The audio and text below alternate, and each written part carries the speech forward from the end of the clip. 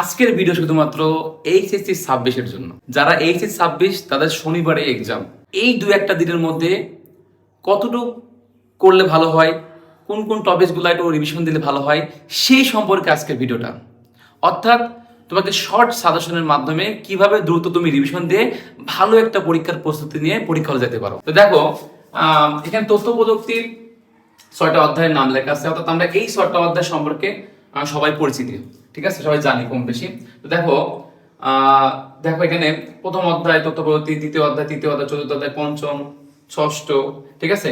এর মধ্যে দেখো এই 3টা অধ্যায় হলো বা 4টা অধ্যায় ম্যাথ হিসেবে ধরা হয়, বা এই 3টা হলো সবচেয়ে গুরুত্বপূর্ণ ম্যাথ। অর্থাৎ সংখ্যা পদ্ধতি, ডিজিটাল ডিভাইসের যে 2টা অংশ আছে, প্রথম অংশ দ্বিতীয় অংশ। এছাড়াও আছে এইচটিএমএল। দেখো আমি রানিং এইচটিএমএল ক্লাস অলরেডি আমার চলছে, ঠিক আছে। তো তারপরও শুধুমাত্র 26-এর জন্য আমি এই ভিডিওটা করছি। যারা 26-এর পরীক্ষার্থী তাদের জন্য, যারা তাদের একটু সহায়তা হয়, তাতে একটু একটু ভালো একটা রেজাল্ট করতে পারে, ঠিক আছে, তাদের প্রস্তুতিটা তাদের আর একটু গোছায় নিতে পারে, ঠিক আছে, তাদের জন্য ভিডিও, ঠিক আছে। তো দেখো, এরপর প্রোগ্রামিং ভাষা এবং ডেটাবেস ম্যানেজমেন্ট সিস্টেম আছে। তো এই হলো 6টা অধ্যায়। এই 6টা অধ্যায়ের মধ্যে তোমাকে প্রথম অধ্যায়, প্রত্যেকটা অধ্যায় থেকে তোমার হলো একটা করে প্রশ্ন আসবে। কয়টা প্রশ্ন আসবে? একটা করে প্রশ্ন আসবে। এছাড়াও টোটাল প্রশ্ন আসবে 8টা, করা লাগবে তো 5টা। অর্থাৎ সিকিউ 8টা আসে, 5টা করা লাগে। তো সিকিউর মধ্যে প্রত্যেকটা একটা করে আসলে 6টা। অর্থাৎ বাকি কোনো 2টা অধ্যায় থেকে এই অধ্যায় থেকে, অর্থাৎ তৃতীয় অধ্যায় থেকে, এই তৃতীয় অধ্যায় থেকে 2 সেট আসবে মাস্ট, খুবই গুরুত্বপূর্ণ। এরপর যদি 2 সেট আসে তাহলে তাও তো 7 সেট হচ্ছে, তাই না? 7 সেট সিকিউ হচ্ছে। তাহলে আরেক সেট কি করবা? আরেক সেট হয়তো বা এইচটিএমএল অথবা প্রোগ্রাম ভাষা বা ডেটাবেস যে কোনো একটা থেকে হয়তো বা ডবল দিয়ে দেবে, ঠিক আছে। তো এই জন্য নিজেকে সেরকম প্রস্তুতি নিয়েই পরীক্ষাতে যেতে হবে।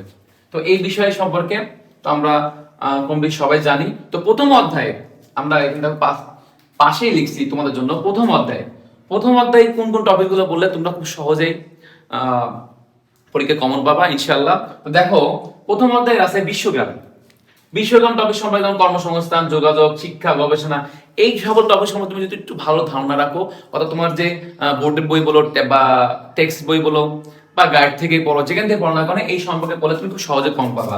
এরপর যে ভার্চুয়ালিটি খুবই ইম্পর্টেন্ট, ঠিক আছে। কারণ গত পরীক্ষায় কিউ সার্জারি সম্পর্কে আসলে, তো এই জন্য ওই টপিকটা রাখি নাই। এরপর আছে তথ্য প্রযুক্তির নৈতিকতা সম্পর্কে যে টপিকটা আছে, এটা একটু ভালো করে পড়বা। কি ভাইয়ের কথা বুঝতে পারছো তো? একটু মনোযোগ দাও। তো খেয়াল করে দেখো, এবং কৃত্রিম বুদ্ধিমত্তা, কারণ আমাদের তো সময় নাই, তো কারণ শনিবারই পরীক্ষা, ঠিক আছে। এই জন্য সময় নাই, খুব দ্রুত আমাদের একটা ভালো একটা প্রিপারেশনে পরীক্ষা দিতে যেতে হবে, ঠিক আছে। তো কৃত্রিম বুদ্ধিমত্তা এবং তোমার হলো রোবট বিজ্ঞান সম্পর্কে, বা তোমার হলো মহাকাশ অভিযান এবং বায়োমেটিক্স, হ্যাঁ, এটা অনেক ইম্পর্টেন্ট। বায়োমেটিক্স বা জেনেটিক ইঞ্জিনিয়ারিং বা ন্যানো টেকনোলজি, এগুলো একটু গুরুত্বপূর্ণ সহকারে দেখবা, এগুলো খুবই ইম্পর্টেন্ট, ঠিক আছে। বা কৃত্রিম বুদ্ধিমত্তা দেখতে পারো। আর সবচেয়ে ইম্পর্টেন্ট হলো ভার্চুয়ালিটি, এই ভার্চুয়ালিটি একটু ভালো করে দেখবা, তাহলে তুমি ইনশাআল্লাহ কিন্তু কম পাবা, ঠিক আছে। যাদের মনে করো এই 3, 4, 5 বা ম্যাথমেটিক্স টপিকস প্রিপারেশন খুবই খারাপ, তাদের জন্য মনে করো এই প্রথম অধ্যায় খুবই ইম্পর্টেন্ট। এটা যদি তুমি ভালো করে না পড়ে যাও, পাস করা সম্ভব না। আর এটা ভালো করে পড়ে গেলে প্রথম অধ্যায় আর দ্বিতীয় অধ্যায়, আমি দ্বিতীয় অধ্যায় নিয়ে আলোচনা করছি, ঠিক আছে, মানে করব, ঠিক আছে। দেখো, তাহলে আশা করি তোমরা প্রথম অধ্যায় এই টপিকসগুলো পড়ে গেলে অবশ্যই ভালো মতো পারবা। প্রথম অধ্যায় তো তোমাদের নিয়ে আলোচনা করলাম, এবার আমরা আসি দ্বিতীয় অধ্যায় নিয়ে, ঠিক আছে। খেয়াল করে দেখো, দ্বিতীয় অধ্যায় কোন কোন টপিকগুলো তোমাদের আজকে ভালো করে রিভিশন দাও, তাহলে তোমাদের পরীক্ষাটা ভালো হবে, ঠিক আছে। দেখো, কমিউনিকেশন সিস্টেম ও কি বলতো ব্যান্ডউইথ সম্পর্কে ভালো করে পড়ে যাওয়া, এবং ডেটা ও ট্রান্সমিশন মেথড মোড বা ডেটা কমিউনিকেশন মাধ্যম যেগুলো আছে, যেমন তোমার ওয়্যারলেস এর মাধ্যম, তারের মাধ্যম, এগুলো একটু ভালো করে দেখে যাবা, ঠিক আছে। তাহলে খুব সহজে তোমরা এখানে এই টপিক থেকে যদি কোনো সৃজনশীল আসে অবশ্যই পারবা। আর এই অধ্যায়টা আমি একটু আগে বললাম যে এই অধ্যায়টা যাদের ম্যাথমেটিক্সে অনেক খারাপ অবস্থা, ভালো করে সারা বছর কোনো কিছু শিখে নাই, অর্থাৎ এখন মানে নাইমের মধ্যে কানামা এক কথায় পাস করা লাগে, তার জন্য আমি মনে করি দ্বিতীয় অধ্যায় অনেক গুরুত্বপূর্ণ, প্রথম আর দ্বিতীয় অধ্যায়, ঠিক আছে। মোবাইলের যোগাযোগ সম্পর্কে এটা ভালো করে পড়বা, মোবাইলের সিস্টেম যেগুলো আছে, যে প্রজন্ম আছে, এটা ভালো করবা। কমপ্লিট নেটওয়ার্কিং, এটা আসতে পারে, খুব ইম্পর্টেন্ট, হ্যাঁ, এটা ইম্পর্টেন্ট, সবগুলো ইম্পর্টেন্ট, কিন্তু এটা বেশি ইম্পর্টেন্ট। তারপর তোমার হলো ব্যান্ডউইথ, এটা ইম্পর্টেন্ট খুব। তারপর তোমার দেখো সবই ইম্পর্টেন্ট, তারপরে এগুলো বেশি ভালো করে পড়বা। নেটওয়ার্কিং কাজ ও নেটওয়ার্কিং টপোলজি, এক কথা টপোলজি সম্পর্কে পড়বা। নেটওয়ার্কিং সম্পর্কে পড়বা, তাতে নেটওয়ার্ক সম্পর্কে যত কিছু আছে সমস্ত বিষয় ভালো মতো পড়বা, তাহলে অবশ্যই তোমরা ভালো কিছু করতে পারবা, ঠিক আছে, এবং কমন পাইবা, ঠিক আছে। তো আশা করি তোমরা দ্বিতীয় অধ্যায় সম্পর্কে বুঝতে পারছো। তৃতীয় অধ্যায়ে আমরা আসি, দেখো আমার ডান সাইডে দ্বিতীয় অধ্যায় প্রথম অংশ দ্বিতীয় অংশ দুইটা সম্পর্কে আমি লিখছি। প্রথম অংশের কাজ কি বলতো? প্রথম অংশ প্রথম অংশটা মোটামুটি সব আমার মনে হয় অনেক স্টুডেন্টই পারে। প্রথম অংশটা যদি একটু মনোযোগ সহকারে করা যায় না, তাহলে প্রথম অংশতে সৃজনশীল খুব সহজে সলভ করা যায়। কারণ কি প্রথম অংশের কি কি করা লাগে দেখো তো, জাস্ট রূপান্তর, অর্থাৎ যে আমার যে প্রথম অংশের যে বাইনারি, তারপরে হেক্সাডেসিমাল, ডেসিমাল বা অক্টাল যে টপিকগুলো আছে, এই টপিকগুলোর থেকে একটাতে একটা রূপান্তর করা, এই সম্পর্কে তোমার প্র্যাকটিস করে যেতে হবে। এছাড়া যোগ বিয়োগ, বাইনারি যোগ বিয়োগ আছে, অক্টাল যোগ বিয়োগ আছে, হেক্সাডেসিমাল যোগ বিয়োগ আছে, ওইগুলো দেখলে। তারপর পরিপূরক, এইটা খুব মোস্ট ইম্পর্টেন্ট, এই পরিপূরক অর্থাৎ দুইয়ের পরিপূরক, হ্যাঁ এই ওই দুইয়ের পরিপূরক অনেক ইম্পর্টেন্ট, এটা ভালো করে পড়বা। কোড সম্পর্কে জানলে, কোড সম্পর্কে এমসিকিউ তেও আসে, সিকিউ তেও আসে কম, কিন্তু এমসিকিউ তে বেশি আসে। এছাড়াও তোমাকে বোর্ড কোশ্চেন সলভ করতে হবে। এখানে যে বোর্ড কোশ্চেন গুলো আছে 24, 25, তারপর 23, এই বোর্ডগুলো যেগুলো আছে, এই কোশ্চেন গুলো, বোর্ডের কোশ্চেন গুলো তুমি সলভ করো প্রথম অংশের, আমার বিশ্বাস ইনশাল্লাহ এখানে তুমি অ্যাকসেপ্ট ভালোভাবে কমন পাবা এবং খুব ভালোভাবে লিখে আসতে পারবে। 10 মার্ক 10-এ 10 খুব ইজিলি পাওয়া যায়, বুঝতে পারছো? দেখো তারপর দ্বিতীয় অংশের কাজ কি? দ্বিতীয় অংশের তোমার মধ্যে, তাহলে প্রথম অংশে তোমরা যে এগুলা ভালো মতো করো তাহলে অবশ্যই কমন পাবা স্টুডেন্ট, আমি আবার রিপিট করলাম। তো দেখো দ্বিতীয় অংশের কাজ কি? দ্বিতীয় অংশে অর্থাৎ দ্বিতীয় অংশে অর্থাৎ এখানে করলে অ্যাক্সের আসবে, আবার এখানে তো অ্যাক্সের আসবে, অর্থাৎ এই তৃতীয় অংশে তৃতীয় অধ্যায় থেকে প্রথম অংশ এবং দ্বিতীয় অংশ দুটো অধ্যায় মিলে দুই সেট আসার সম্ভাবনা 100-এ 100, ঠিক আছে, মানে খুবই আসে। এটা আমরা বিগত সালতে দেখে আসছি, এখানে দুই সেট আসে, ঠিক আছে। এই জন্য দ্বিতীয় অংশটা খুব গুরুত্বপূর্ণ। এর যত রকম গেট আছে, লজিক গেট গুলো আছে, এই গেট সম্পর্কে তোমার ধারণা রাখতে হবে। অর্থাৎ এই গেটের চিত্র অঙ্কন করা বা এগুলো প্রমাণ করা, তাও সত্য সারণী, হ্যাঁ সত্য সারণী, সরলীকরণ, বাস্তবায়ন, ঠিক আছে। তারপর এই সম্পর্কে একটু ভালো করে দেখে যাবা, দেখে দাও, প্র্যাকটিস করবা, তোমরা মাস্ট বি প্র্যাকটিস করতে হবে বাসায়। এবং এই অ্যানকোডার ডিকোডার,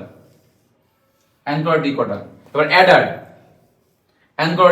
অ্যাডার, রেজিস্টার বা কাউন্টার, ঠিক আছে।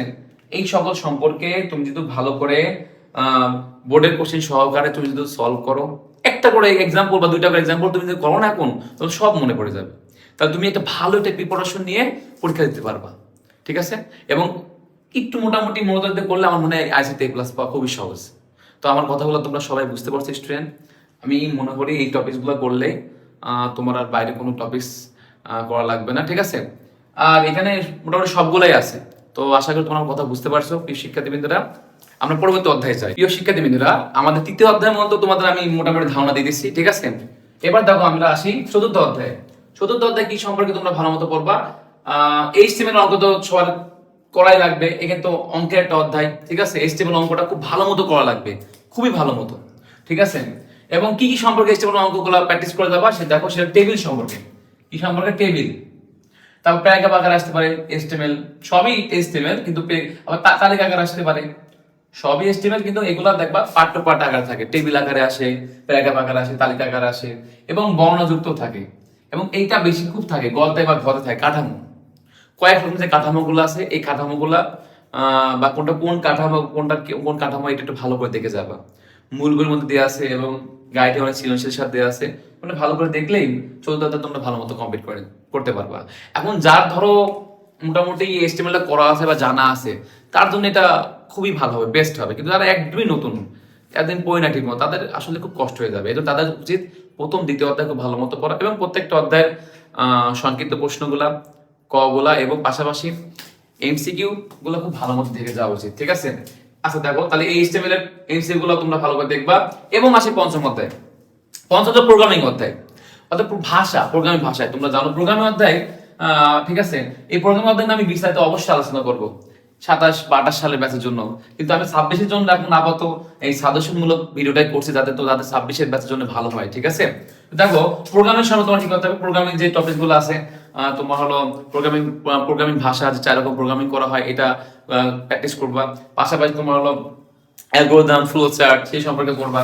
তাহলে ধারণা, ভাষা সব করবা, মেমোরি টপিকটা পড়তে পারবা, অনুবাদক প্রোগ্রামটাও করতে পারবা, এগুলো পড়তে পারো, ঠিক আছে। এগুলো পড়লেই ইনশাআল্লাহ পঞ্চম অধ্যায় তোমাদের খুব ভালো মতো কি বলতো প্রিপারেশনে পরীক্ষা দিতে পারবা, ঠিক আছে। অর্থাৎ এর হলো এই তোমার হলো কি কি বললাম যেন বলতো শোনা, বললাম যে হলো অ্যালগরিদম, তারপর তোমার হলো ফ্লোচার্টের আরেক নাম হলো প্রভাব চিত্র। কি বলতো প্রভাব চিত্র, অনেকে এটা বোঝে না। এর আরেকটা বিপরীত মানে এর সিনোনিম নাম হলো কি বলতো প্রভাব চিত্র। অর্থাৎ এই টপিকগুলো আর প্রোগ্রাম সম্পর্কে সব যে অঙ্কগুলো সবগুলো প্র্যাকটিস করে যাবা, তাহলেই তুমি ইনশাআল্লাহ এই অধ্যায় কমপ্লিট করতে পারবা। আশা করি আমার কথা বুঝতে পারছো। এরপর আমরা আসি সর্বশ্রেষ্ঠ অধ্যায়।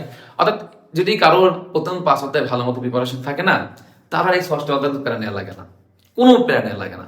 কারণ কি 6ষ্ঠ অধ্যায় অঙ্ক মানে যে সম্পর্কে আসে এই সব টপিক গুলো তোমার মোটামুটি পড়ে গেলে এটা হলো মনে করো একটা, যদি কারোর কোনো সময় কোনো একটা অধ্যায় কমন না পড়ে, সেই ক্ষেত্রে 6ষ্ঠ অধ্যায় সে করলে ভালো হয় আমার মতে, এটা আমার সাজেশন, ঠিক আছে? তো দেখো 6ষ্ঠ অধ্যায় কি কি টপিক গুলো আমি দেখো সুন্দর করে লিখে দিছি, তোমরা দরকার একটা সুন্দরভাবে স্ক্রিনশট নিয়ে রাখতে পারো, ঠিক আছে? তাতে তোমরা এই টপিক গুলা বাসায় প্র্যাকটিস করতে পারো। ডেটা তথ্য, ডেটাবেস সম্পর্কে, ডিবিএমএস সম্পর্কে, field record, relation database, data type, SQL সম্পর্কে, ফরেন কি, প্রাইমারি কি, এমন ডেটাবেস অপারেশন, ক্লাস এই সম্পর্কে একটু ভালো করে সবগুলো সম্পর্কে তোমরা ভালো টাইপ তো ভালোভাবে প্রিপারেশনে যাইতে হবে, ঠিক আছে? তাহলে অবশ্যই তোমরা কি বলতো প্রিয় শিক্ষার্থীবৃন্দরা ভালো একটা প্রস্তুতি নিয়ে পরীক্ষা যেতে পারবো। আশা করি ভাইয়ের কথাগুলো বুঝতে পারছো, ভাইয়ের ভিডিও করার উদ্দেশ্যটা বুঝতে পারছো। তো সবাই ভালো থাকবা, সুস্থ থাকবা এবং ভাইয়ের সাথেই থাকবা। আল্লাহ হাফেজ।